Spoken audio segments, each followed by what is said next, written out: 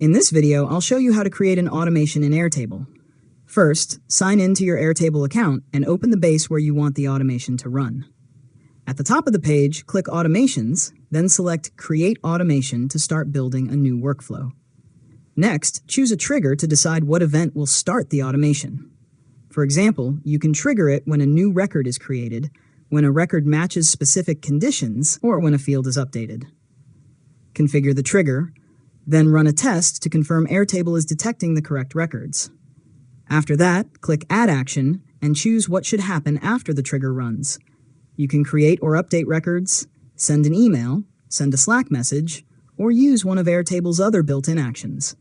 Complete the required fields and test the action to make sure it works as expected.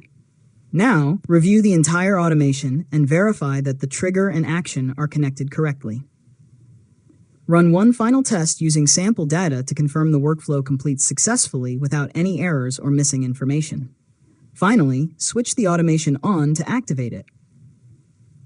From this point on, Airtable will automatically run the workflow whenever the trigger conditions are met. You can return to the Automations section at any time to edit, pause, or monitor your automation. And that's it.